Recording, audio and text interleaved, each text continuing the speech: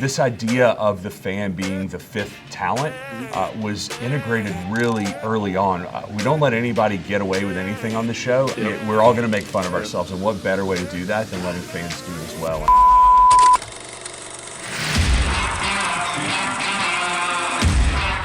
I'm going to show you some of the best things going on right now.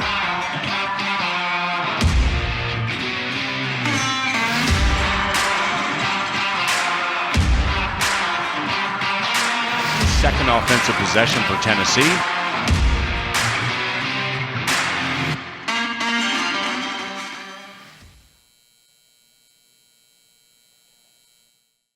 Welcome to Storyteller. My name is Nathan Peterson, and I'm your host today, and I'm sitting in the social media war room in Atlanta with Mr. Matt Wickline, the head of social media partnerships for Turner Sports. Nailed it.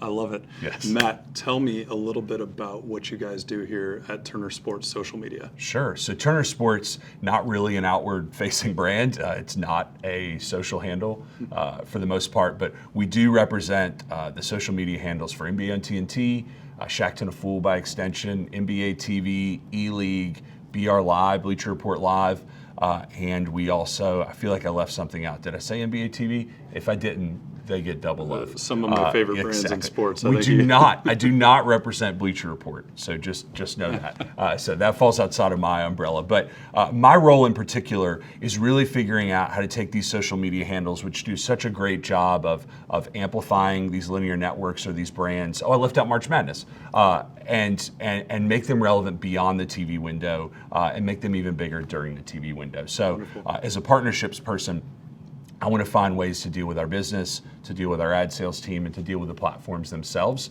so that everyone is happy with what we're doing on the platform and that we're actually driving business results. That's incredible, and you represent some of the best media rights in sports. I mean, how did you get to have such an amazing job? It's a great question. So I started off at CNN. I worked at CNN for about 12 years in the sports department. I worked at a network called CNN Sports Illustrated, which is now defunct. It was sort of the ESPN News of the time. Tom Rinaldi, shout out. And it was a great place to start out. I started as an editor, a logger, a line producer. I moved over to CNN World Sport, which was international sports, broadcast to the rest of the world.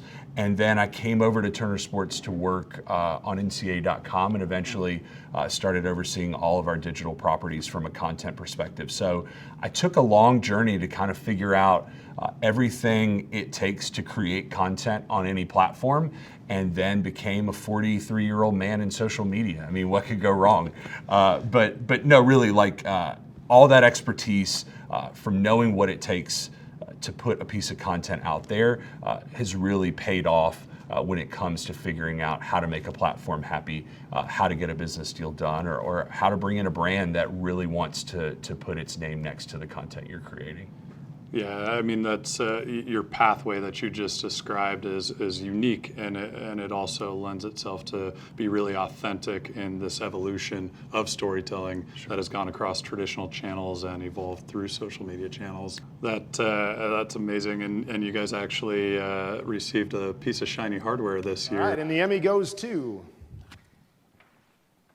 Inside the NBA on TV. Why don't you tell me a little bit about that? We did. We received a social TV Emmy, and I think it's a great example of what I was talking about earlier about it all coming together. From hoops fans to celebrities, everyone is invited to interact with Inside the NBA from the comfort of their living room. Or as Charles Barkley likes to say, now you just sit at home in your grandma's basement with your drawers on. I think what you run into typically at some linear networks is this idea that social media is somehow competitive to the linear brand, or that one swims in one lane and the other swims in the other. And our creative director Tyler Price and Jeremy Levin, the producer of Inside the NBA, they got together and they said, how can we make each other better? How can we make Inside the NBA better? And how can we make our social handles more impactful? And so, our team, stepped up to the plate and said, we're going to make content that works on air. What we want from you is more access to your talent, and it's way more than just as simple as that. But when those two came together and decided to create a Voltron of sorts. I'm definitely aging myself. Then it turned into a piece of hardware, and we won an Emmy for it. So it's a cool story, and it's a great example of what happens when social media and television truly see each other as additive rather than competitive entities. And you guys do such a great job of incorporating that fan voice too, especially on that show. We all grew up watching. I mean, I myself have been a massive NBA on TNT fan for a long time.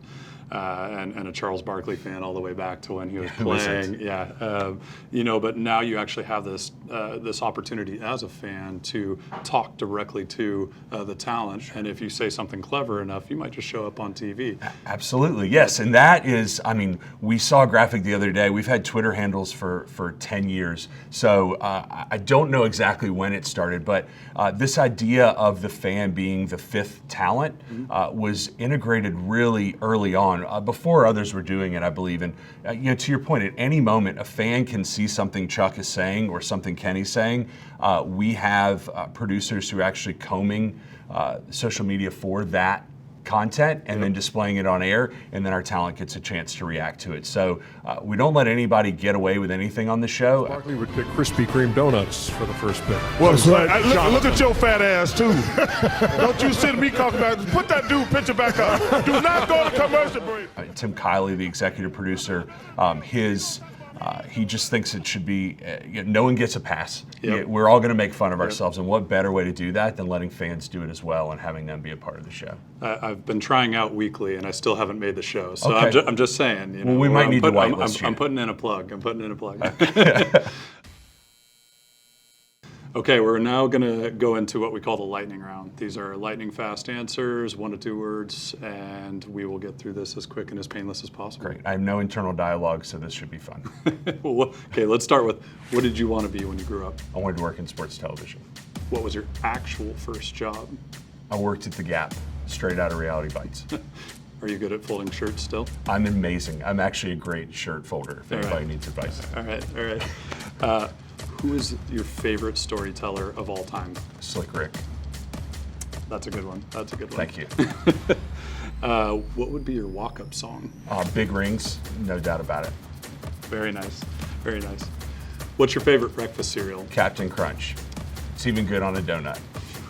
I love it. Crunch Berries or no? Sure. All right, good.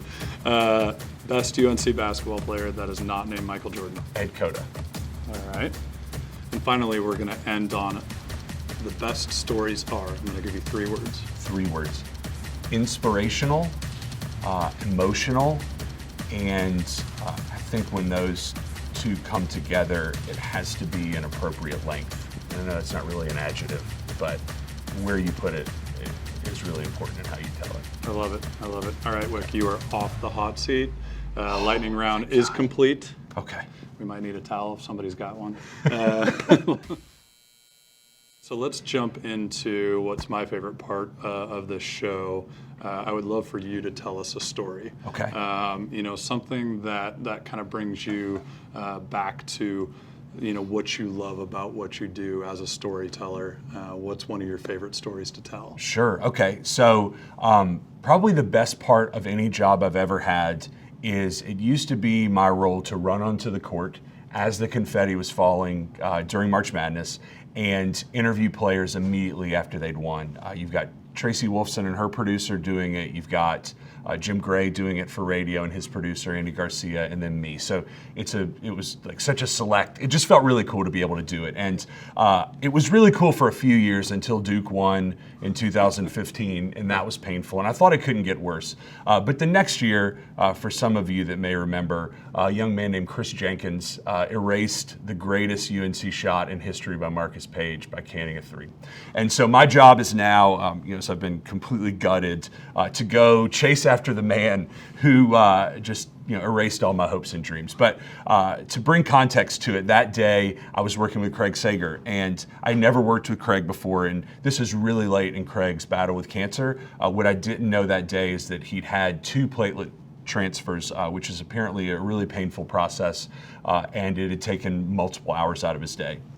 And so wedged into the middle of this, and this is just another cool part of working at Turner Sports, is on March Madness Monday, we had to go interview the inductees to the Basketball Hall of Fame earlier in the day. So Craig had a platelet transfusion, talked to Allen Iverson, Shaq, Tom Izzo, Jerry Reinsdorf, Cheryl Swoops, all these legends, and then went and had a second.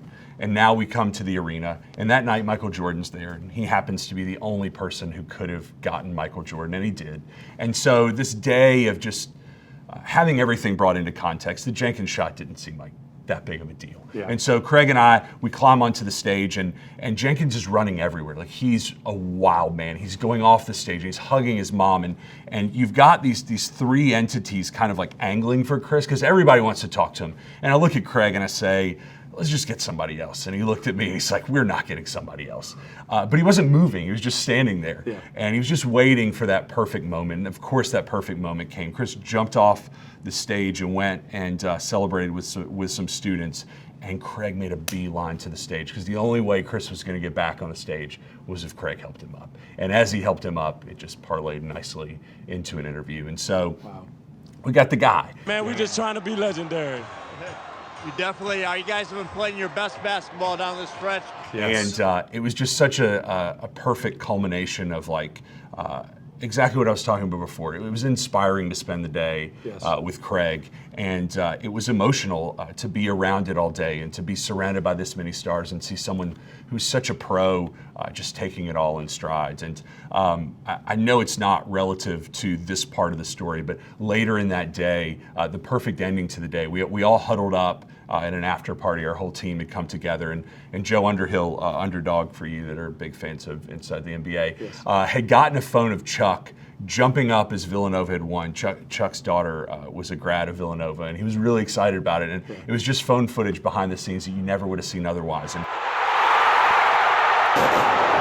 I met with the social media team, and I wasn't working with them at the time, and it became this big decision, like, where do we put this and how do we get it out there? And for the next 24 hours, our job, it was the first time I'd seen a sporting event where for the next 24 hours, we were trying to scrape the internet and figure out how everyone else had experienced this, and realizing that it was a story too. It was the first time that we were able to take what had happened on TV and extend it way beyond that linear window. And it was just an entry point into what we do now and what we do every day, of extending that conversation beyond TV and then making it bigger when it is inside that TV window.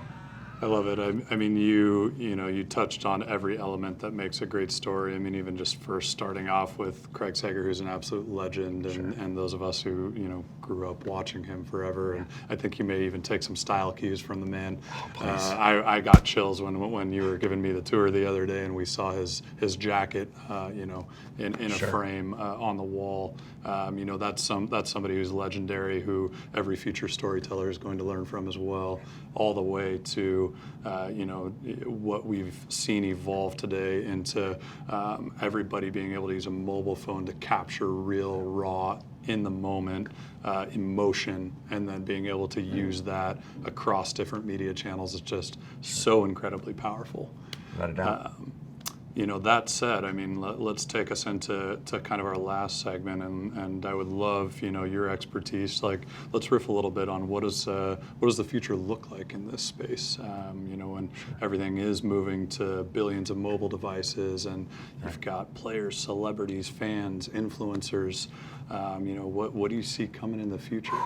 I think it all points back to the phone, and I think for years, I'm sorry if I'm beating a dead horse here, but I think television has seen it as competitive, and maybe vice versa. I don't know, but how do we make that phone work with how you're watching sports wherever you're watching it, and how do we create experiences that don't just exist on one medium? How does the television broadcast make you being on your phone better? And how does your phone make that television broadcast? Or even being at a bar, wherever you're consuming that sports content, it can't be just the game anymore. It's got to be how you share it, how you talk about it, how other people talk about it, and how it gets to you packaged as nicely as you want it to be and as personalized as you care for it to be.